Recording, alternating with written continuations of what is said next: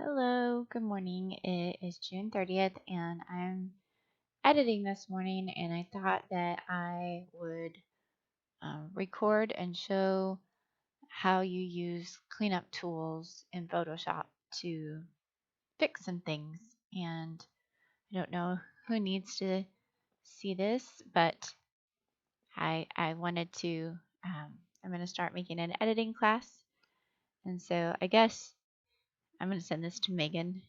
And Megan, you let me know if this helps you.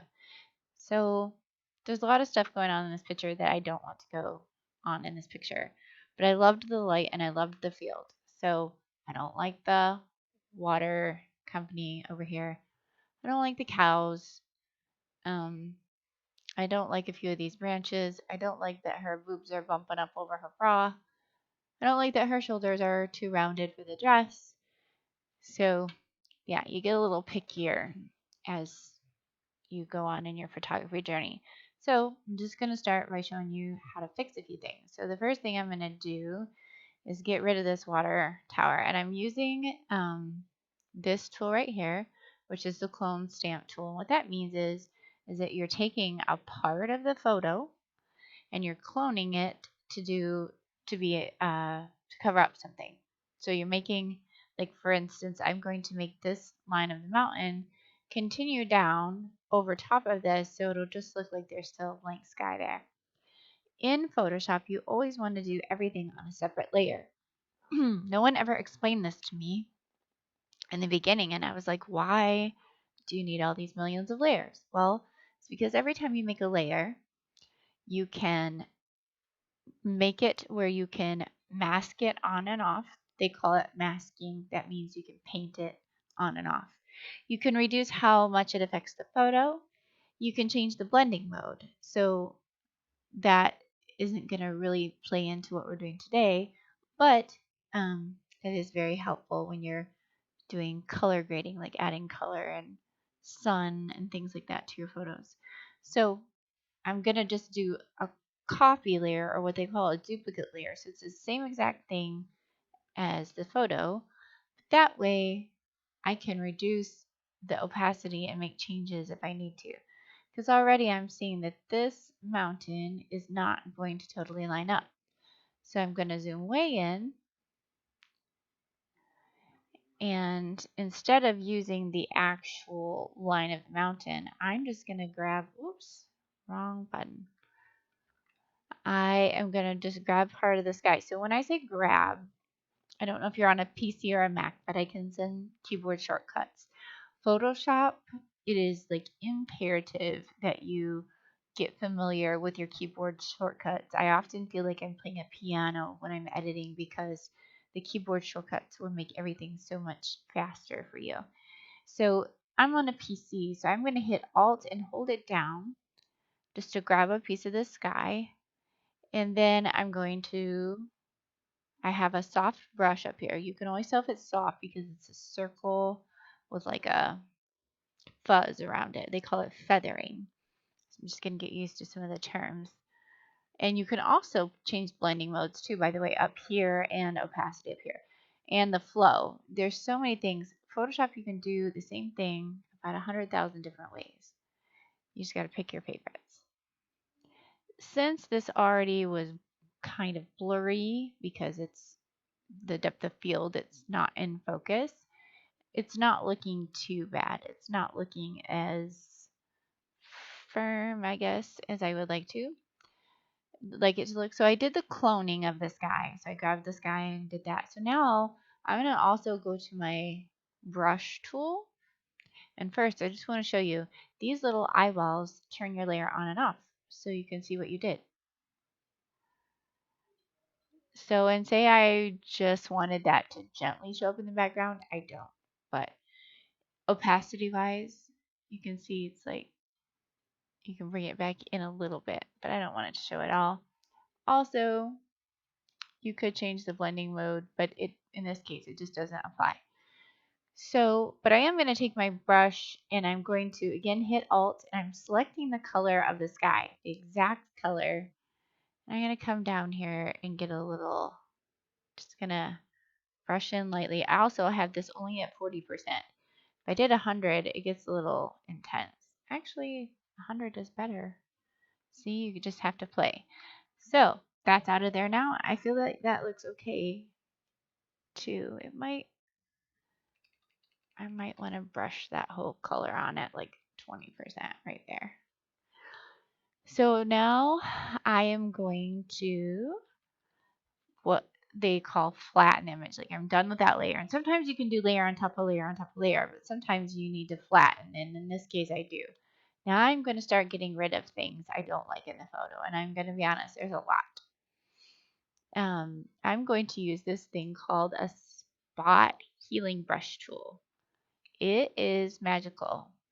What I want to tell you is that you want to move a little bit at a time to get it to look natural, and sometimes come back and forth. Sometimes you want to rub it up and down. I'm just trying to get rid of this stick because you want it to look and blend natural, but I'm literally just clicking it. And you can just already see what it does. Now I know editing takes a lot of time and people are like, I don't have time for this, but you want your work to be dynamic, and you also want your subjects to be. Now, notice I didn't get right up close to her dress. I don't feel like it's that visible, and watch what happens if I do. Oh, dang. See, you can see how that one kind of, there. Okay. You want your subject to be the subject, and you don't want all these random branches. And I know that there's enough texture around to make it look natural. See, that one didn't really go natural, so we're just gonna kind of click around. I'm not even getting rid of the whole sticks, just parts. And sometimes you just get another new line. So it is kind of a crapshoot, but this is a fun, fast way to try to get rid of things. And it definitely is good for blemishes on skin. I'll make a whole other retouching video for skin, but I just want you to see how fast this actually works. See that? And then since we did this on a separate layer, I'm just going to show you. It's just so much cleaner. Now we've got a cow problem. And whatever this white thing is, I think a feeder. I'm just going to try to do this with the cows too. Again, they're already blurry. So the spot healing brush is just grabbing the texture.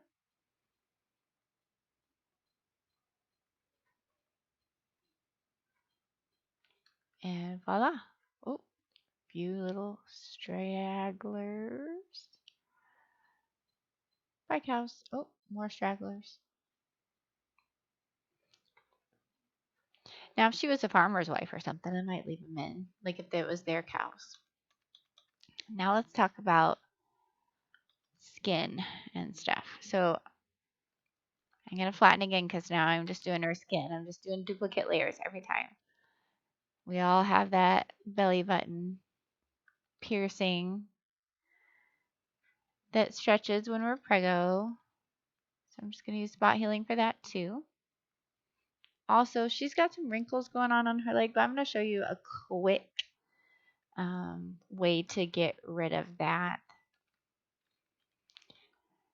She also didn't like that the dress was super sheer right here. So I'm taking my brush, I'm selecting the color right above where her underwear are, and I'm going to make a duplicate layer. And I'm going to have my brush at like 20% opacity, and I'm just going to kind of brush on here till I get, and then I'm going to select the lighter color so it just blends. Just keep selecting colors around it and gently brushing in. And I think that looks okay. It's not my favorite. I'm going to go back a little bit. Sometimes you do a bunch of things and you can go back in reverse on Photoshop. Same thing with where her boob is bumping here. I'm going to select that color, and I'm just going to brush over that until there's not a boob bump. Now sometimes with the texture you can see that where I painted took away some of the texture. So sometimes you might have to use a cloning tool. And then when I get back far away, I see it's kind of still there. So I'm going to try, we're going to go backwards, get the paint off. I'm going to use what's called the patch tool. So the patch tool grabs what's nearby when you pull it down and kind of keeps the same texture.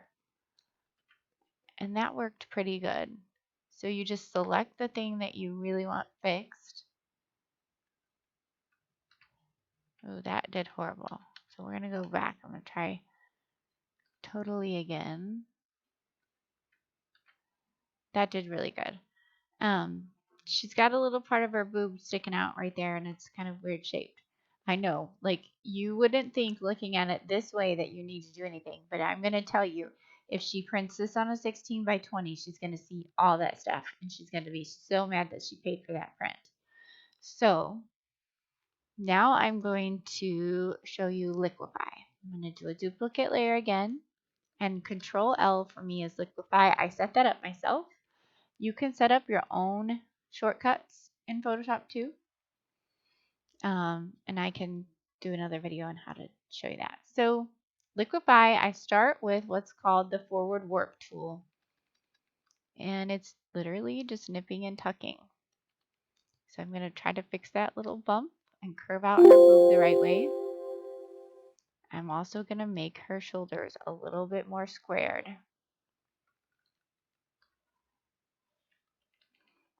Again, not trying to take away from what her natural body shape is, just changing her posture.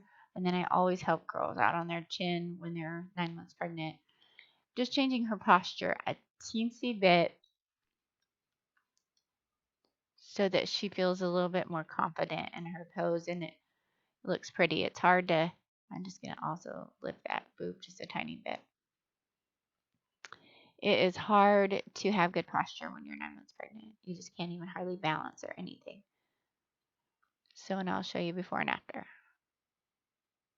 Just a tiny little bit for confidence. Now let's talk about skin. I'm going to make a duplicate layer, and my favorite skin softener, I'm going to get on my brush because I painted on and off, is using, you can buy Portraiture, you can buy all kinds of things. Now Portraiture does do things automatically, which is a little faster, but this is my favorite. I go to Noise and Dust and Scratches, and it is a little slow to pick up. I can send you the settings, and it basically turns your photo into what looks like a blobby painting. However, this is where masks come into play. I'm going to hit this little button, and it's going to create what's called a mask. But what it really is a place to paint it on or off. White with black means you're going to paint it off.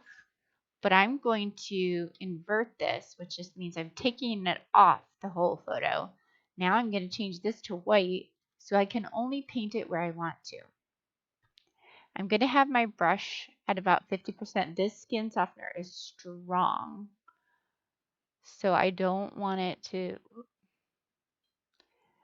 I'm going to put it at about 50%. I think that says 58. So you don't want it to, you don't want to go crazy with it. I'm just going to gently brush over her belly. And then we're going to get rid of these little, see how strong it is though? These little wrinkles on her legs from like sitting on something. I'm not going to do it everywhere. I'm also going to go to about 20%. I would always work between 50 and 20% on skin softening. It just makes your blending better. I'm going to come down here a little bit. I want to be careful not to hit her fingers. And then I'm just also gently going to touch her face with a 20%. And so it's not super unnatural. I can show you just real quick what would happen if I did 100%. Watch 100. It's gonna like, yeah, it's a big fat mess. So only like 20%, especially on the face. You don't want to lose that natural pretty highlight and shadow. And I feel like that's even a lot, honestly. When I back up, it'll be okay.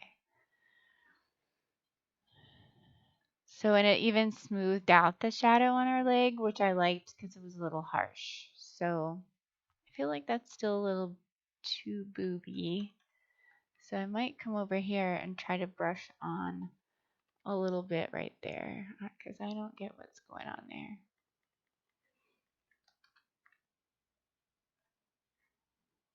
Yeah.